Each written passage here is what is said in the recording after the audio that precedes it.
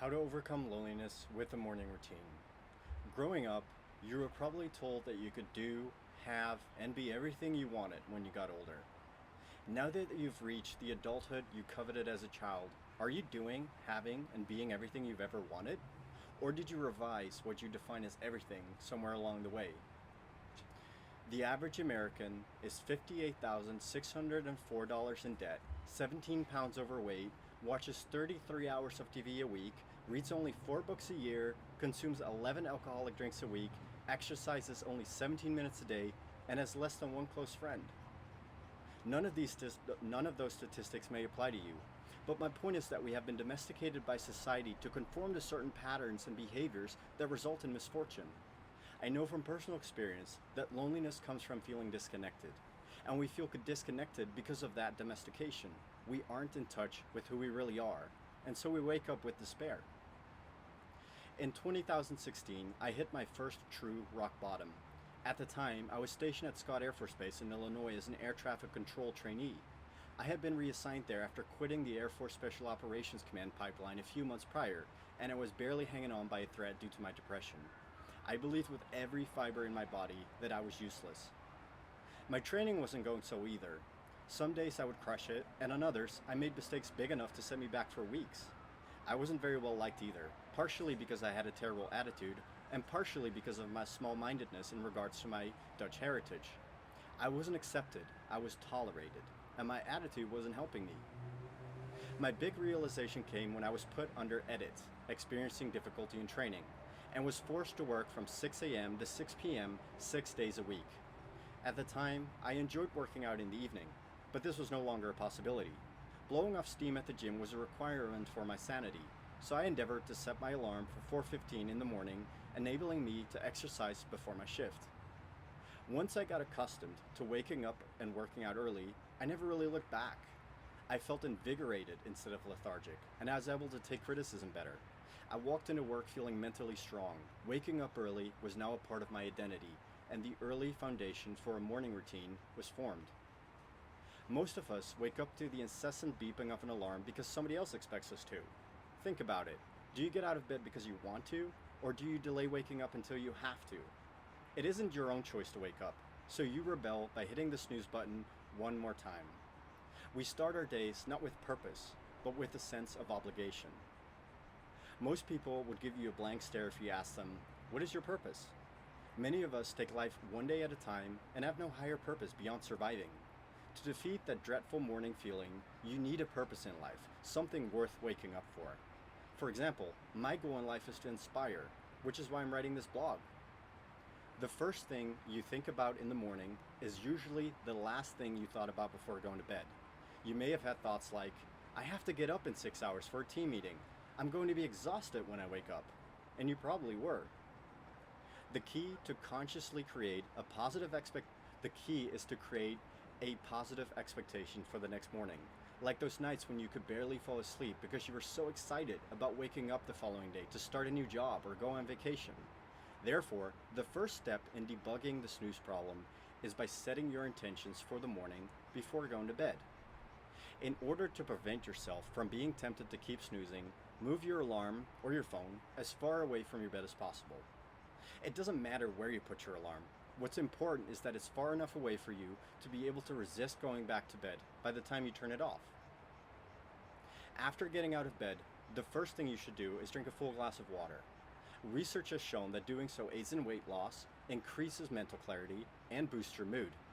I have been doing this for a few years now, and I feel significantly better on the days that I do. Finally, in order to transition smoothly into your morning routine, you should get dressed in activewear. This will signal your subconscious that you're ready to begin the work. It may sound overly simplistic, but it's the easy habits like these that build momentum in the direction of your choosing. Now that we've covered why we have trouble waking up without hitting the snooze button, let's explore the activities I have found to be most helpful.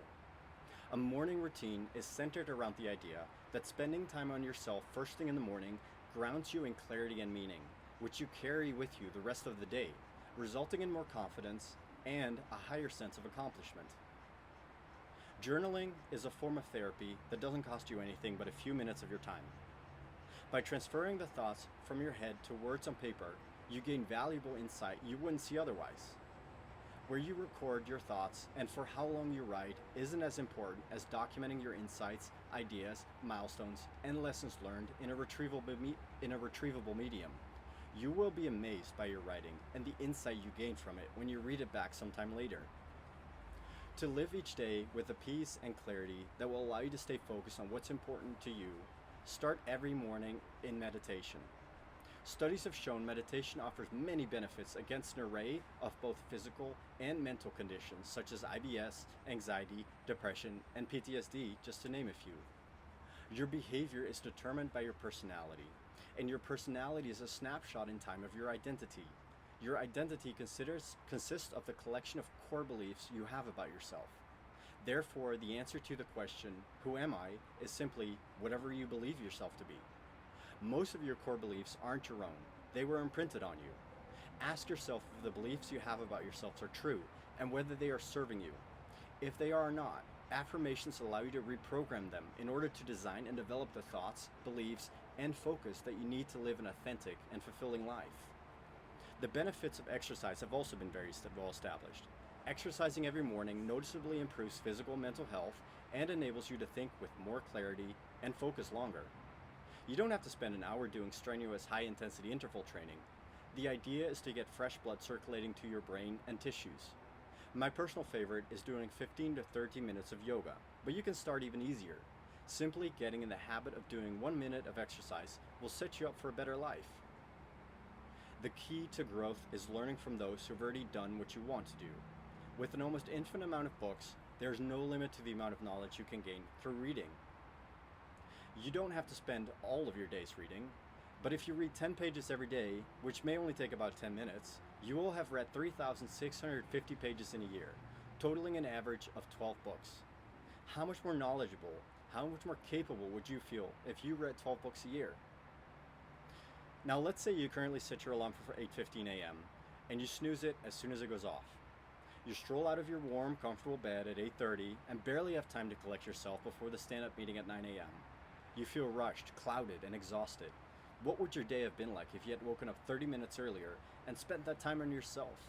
How much more clarity would you have? And how much better would you feel? Here's an example schedule that you can try. Instead of waking up at 8:15, set your alarm at 8. Drink a cup of water and journal about gratitude and your intentions for the day. You can use an app like Day One for this. At 8:05, meditate for 5 minutes. You can use an app like Oak Meditation for this. At 8:10, do some yoga for 10 minutes. There are many at-home options like YouTube or Down Dog. 8:20, read 10 pages of a book that you find inspiring. 8:25, recite and visualize your affirmations.